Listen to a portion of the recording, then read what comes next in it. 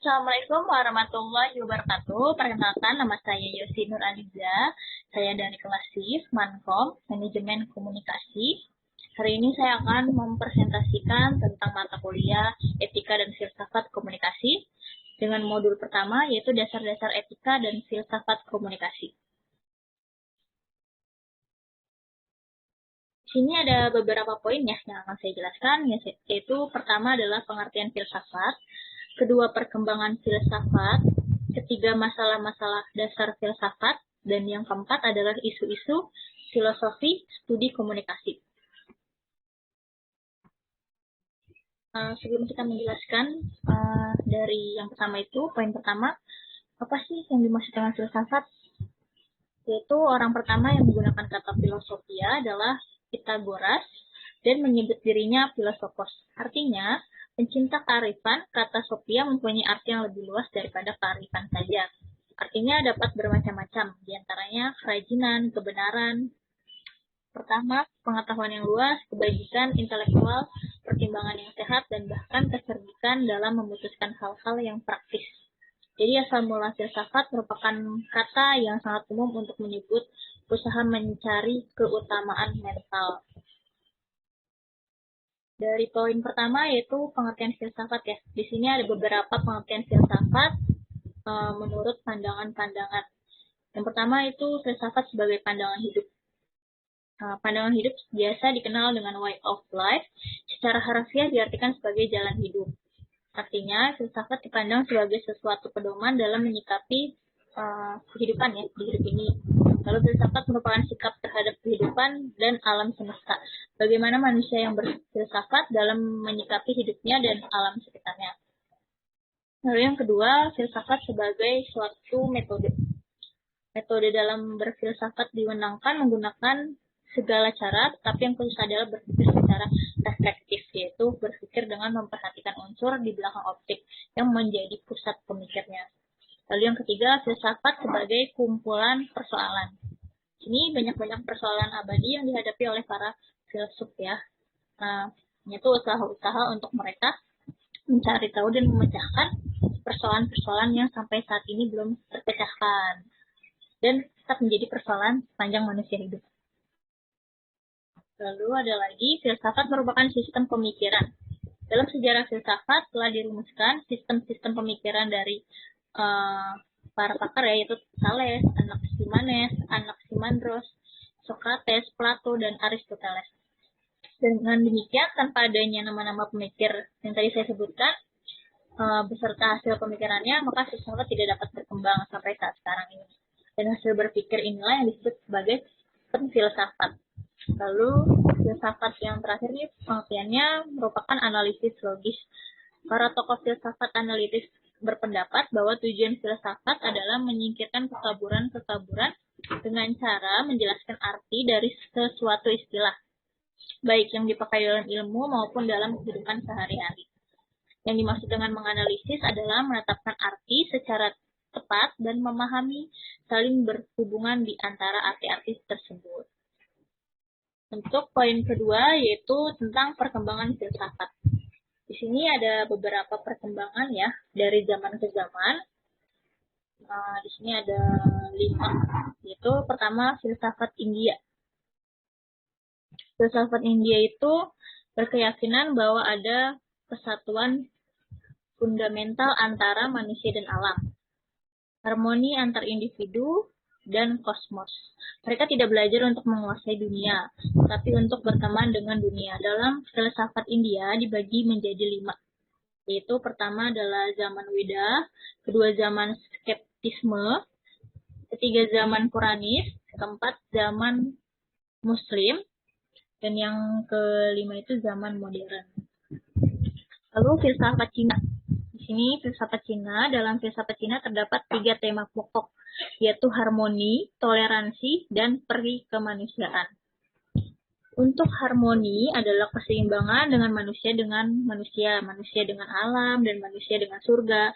Toleransi adalah keterbukaan terhadap perbedaan dan perdamaian, sedangkan perkemanusiaan adalah menjadikan manusia sebagai pusat.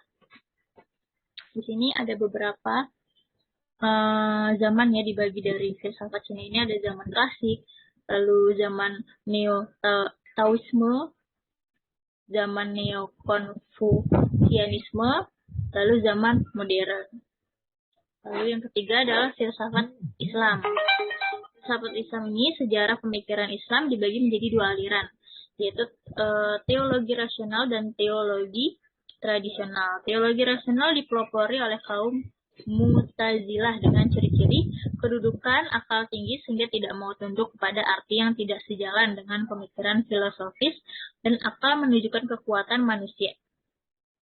Filsuf besar pertama adalah Al-Kindi, sedangkan teologi tradisional beranggapan bahwa akal manusia itu lemah sedangkan kehendak Tuhan adalah mutlak. Lalu filsafat barat. Di sini ada terbagi juga ya dari beberapa, yaitu zaman kuno, puncak zaman klasik, lalu zaman patristik, dan zaman skolastik. Lalu ada yang terakhir adalah filsafat zaman modern, di mana dinamakan Renaissance. Lalu manusia sebagai pusat zaman pencerahan, manusia sebagai makhluk dewasa, zaman romantik idealisme memprioritaskan ide daripada materialismenya. Terus masa kini aliran terpecah dan muncul aliran baru selain rasionalisme, romantisme, dan idealisme. Untuk poin ketiga yaitu masalah-masalah dasar filsafat. Di sini ada beberapa poin juga ya, yaitu logika sebagai landasan penalaran. Ada 4 hukum dasar logika, yaitu hukum identitas, hukum kontradiksi, lalu hukum tiada jalan tengah, hukum cukup alasan, lalu ada epistemologi sebagai landasan pengetahuan. Metode dalam berfilsafat menggunakan segala cara, tetapi yang khusus adalah berpikir secara reflektif, yaitu berpikir dengan memperhatikan unsur di belakang objek yang menjadi pusat pemikirannya. Yang ketiga, metafisika sebagai landasan memahami hakikatnya. Para pendukung idealisme menempatkan kesadaran dan pengalaman yang dicari dan didapat sebagai dasar tindakan. Karenanya, aliran ini sering disebut idealisme yang subjektif. Lalu, metode filsafat. Yang terakhir ini akal-akal manusia memiliki potensi yang terbatas, sementara lingkup dan jangkauan filsafat tampak tidak terbatas. Karena hanya dengan metode tertentu, pengetahuan filsafat bisa diraih, yaitu ada metode Zeno, metode Sokratik, metode Plato, metode Aristoteles, dan metode Skolastikus. Yang terakhir yaitu isu-isu filosofis tadi komunikasi. Ada beberapa di sini, yaitu isu-isu epistemologi ya. Para pakar meyakini bahwa semua pengetahuan berasal dari pengalaman. Lalu para teoritis komunikasi memegang teguh asumsi bahwa kebenaran itu pasti. Prosesnya ada 4 aliran, yaitu mentalisme, empirisme, konstruktivisme, dan konstruktivisme sosial. Lalu isu-isu ontologi. Para teoritis sepakat bahwa manusia mempunyai pilihan, tapi tidak mencapai apakah pilihan sebenarnya merupakan hal yang mungkin untuk dicapai, baik state, dinamisnya, trait konsisten, membentuk karakter dan membentuk perilaku manusia. Membentuk karakter dan menentukan perilaku manusia.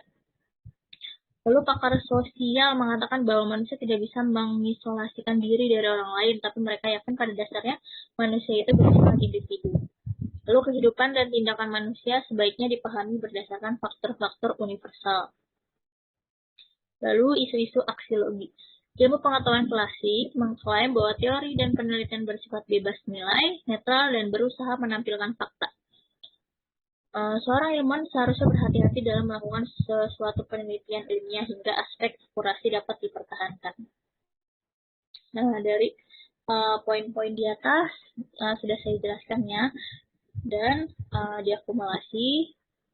Untuk kesimpulannya, yaitu etika dan filsafat komunikasi merupakan disiplin ilmu yang menelaah pemahaman secara fundamental, metodologis, sistematis, analitis, kritis, dan holistis mengenai teori dari proses komunikasi yang meliputi berbagai dimensi dan berdasarkan bidang sifat, tatanan, tujuan, fungsi, teknik, dan metode komunikasi yang sudah termasuk tadi saya jelaskan poin-poinnya di atas ya. Dari poin pertama, poin kedua, dan poin ketiga, serta yang terakhir juga. Itu sudah mengakumulasi semua penjelasannya ya teman-teman. Oke, Sekian presentasi dari saya, semoga bisa diterima. Assalamualaikum warahmatullahi wabarakatuh.